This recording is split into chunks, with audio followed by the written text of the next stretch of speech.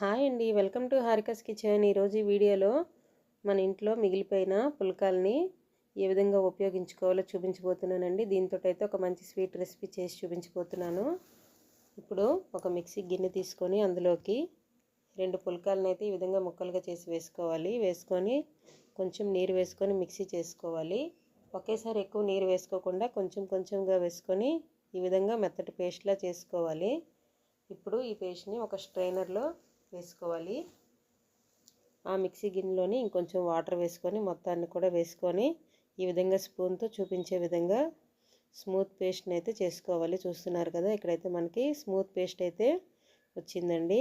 ఇప్పుడు ఒక పోపు గరిటె తీసుకొని అందులోకి 1/2 కప్పు వరకు నెయ్యి వేసుకోవాలి. నెయ్యి వేడైన తర్వాత కొద్దిగా జీడిపప్పును వేయించి పక్కన పెట్టుకోవాలి. అదేవిధంగా ఎండు ద్రాక్షను కూడా వేయించుకొని పక్కన పెట్టుకోవాలి. ఇప్పుడు వేరే ప్యాన్ తీసుకొని అందులోకి ఈ పేస్ట్ని అయితే వేసి ఒక 3 నుంచి 4 నిమిషాలు అయితే వేయించుకోవాలి. ఇప్పుడు 2 పండిన అరటిపళ్ళను కూడా ఈ విధంగా గుజ్జుగా చేసుకొని వేసుకోవాలి. మీ దగ్గర అరటిపళ్ళు ఉంటే వేసుకోండి, లేదంటే స్కిప్ చేయండి.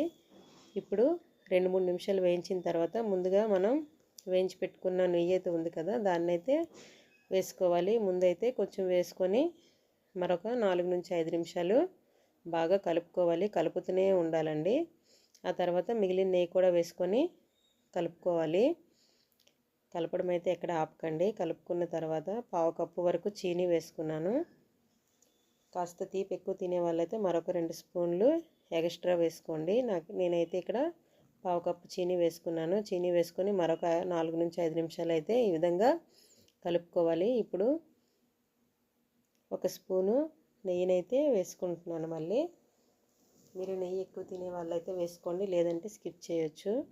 వేసుకొని మరొక 3 నుంచి 4 నిమిషాలు కలుపుకోవాలి. అలాగే వేయించి పెట్టుకున్న జీడిపప్పు ద్రాక్ష కూడా వేసుకోవాలి. వేసుకొని 2-3 యాలకులను అయితే ఈ విధంగా దంచి వేసుకోవాలి. ఈ విధంగా మనకి ఇలా ప్యాన్ నుండి సపరేట్ అవుతుందండి, అంతవరకు కూడా వేయించుకోవాలి.